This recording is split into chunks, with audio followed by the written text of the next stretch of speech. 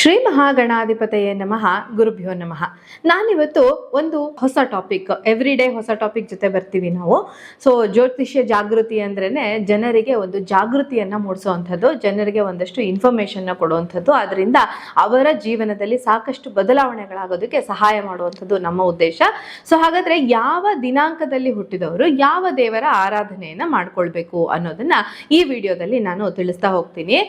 ಮೊದಲನೇದಾಗಿ ನಮಗೆ 1, 10, 19 ಮತ್ತೆ 29 ಈ ದಿನಾಂಕಗಳಲ್ಲಿ ಹುಟ್ಟಿದವರ ಸಂಖ್ಯೆ 1 ಆಗಿರುತ್ತೆ. ಈ ದಿನಾಂಕದಲ್ಲಿ ಹುಟ್ಟಿದವರು ಯಾವ ದೇವರ ಆರಾಧನೆಯನ್ನ ಮಾಡ್ಕೊಳ್ಬೇಕು ಅಂದ್ರೆ ಆ ಮಹಾವಿಷ್ಣುವಿನ ಆರಾಧನೆಯನ್ನ ಮಾಡ್ಕೊಳ್ಬೇಕು. ಈ ದೇವರ ಆರಾಧನೆಯನ್ನ ಮಾಡ್ಕೊಳ್ಳೋದ್ರಿಂದ ನೀವು ಮಾಡ್ತಾ ಇರುವಂತಹ ಕೆಲಸದಲ್ಲಿ ಸಕ್ಸಸ್ ತೋರ್ಗೋದಕ್ಕೆ ಅವಕಾಶ ಇರುತ್ತೆ ಅಂತ ಹೇಳ್ಬೋದು. ಇನ್ನು 2, 11, 20 ಮತ್ತೆ 29 ಇದು ಎರಡನೆಯ ಸಂಖ್ಯೆಯ ಕೆಳಗಡೆ ಬರುತ್ತೆ. ಹಾಗಾದ್ರೆ ಈ ಸಂಖ್ಯೆಗಳಲ್ಲಿ ಹುಟ್ಟಿದವರು ಯಾವ ದೇವರ ಆರಾಧನೆ ಮಾಡಬೇಕು ಅಂತ ಹೇಳಿದ್ರೆ ಶಿವಾರಾಧನೆಯನ್ನ ಮಾಡಬೇಕು ಅಂತ ಹೇಳ್ಬೋದು. ಇನ್ನು ಮುಂದೆ ಬರುವಂತಹ ಸಂಖ್ಯೆ ಅಂತ ಅಂದ್ರೆ 3, 12, 21 ಹಾಗೆ 30 ಇದು ಒಂದು ಡಿವೈನ್ ಸಂಖ್ಯೆ, ಗುರುವಿನ ಸಂಖ್ಯೆ ಆಗಿರೋದ್ರಿಂದ ನೀವು ಯಾವುದೇ ಗುರುಗಳ ಆರಾಧನೆಯನ್ನ ಮಾಡ್ಕೊಳ್ಬಹುದು. ನಾನು ಸಾಮಾನ್ಯವಾಗಿ ಹೇಳುವಂಥದ್ದು ಶಂಕರಾಚಾರ್ಯರ ಒಂದು ಪರಂಪರೆಯಲ್ಲಿ ನೀವೇನಾದ್ರೂ ಇದ್ರೆ ಆ ಶಂಕರರ ಆರಾಧನೆಯನ್ನ ಮಾಡ್ಕೊಳ್ಳಿ. ಶೃಂಗೇರಿ ಶಾರದಾ ಪೀಠಕ್ಕೆ ನಡ್ಕೊಳ್ಳೋದ್ರಿಂದ ನಿಮಗೆ ಸಾಕಷ್ಟು ಶುಭ ಫಲಗಳು ದೊರೀತವೆ. ರಾಘವೇಂದ್ರ ಸ್ವಾಮಿಗಳನ್ನ ನಾವು ಕಲಿಯುಗದ ಪ್ರತ್ಯಕ್ಷ ದೈವ ಅಂತ ಕರಿತೀವಿ. ಅವರ ಆರಾಧನೆಯನ್ನ ಕೂಡ ಈ 3ನೇ ತಾರೀಕಿನಲ್ಲಿ ಹುಟ್ಟಿರೋರು ಮಾಡಬಹುದು. ದತ್ತಾತ್ರೇಯರ ಆರಾಧನೆಯನ್ನ ಮಾಡಬಹುದು. ಹಾಗೇನೆ ಶ್ರೀಧರ ಸ್ವಾಮಿಗಳ ಗುರುಗಳ ಆರಾಧನೆ, ಸಾಯಿಬಾಬಾ ಆರಾಧನೆಯನ್ನ ಕೂಡ ನೀವು ಮಾಡ್ಕೊಳ್ಬಹುದು ಅಂತ. ಇನ್ನು 4, 13, 22 ಹಾಗೇನೆ 31ನೇ ತಾರೀಕಿನಲ್ಲಿ ಹುಟ್ಟಿರುವಂತವ್ರು 4ನೇ ಸಂಖ್ಯೆಯ ಕೆಳಗಡೆ ಬರ್ತಾರೆ. ಈ ಸಂಖ್ಯೆಗೆ ಆ ತಾಯಿ ಅಧಿಪತಿ ಆಗಿರೋದ್ರಿಂದ ದುರ್ಗಿಯ, ರಾಹುವಿನ ಒಂದು ಸಂಖ್ಯೆ ಆಗಿರೋದ್ರಿಂದ ದುರ್ಗಿಯ ಆರಾಧನೆ, ಶಕ್ತಿ ದೇವತೆಯ ಆರಾಧನೆಯಿಂದ ನಿಮ್ಗೆ ಸಾಕಷ್ಟು ಶುಭ ಫಲಗಳು ದೊರೀತವೆ.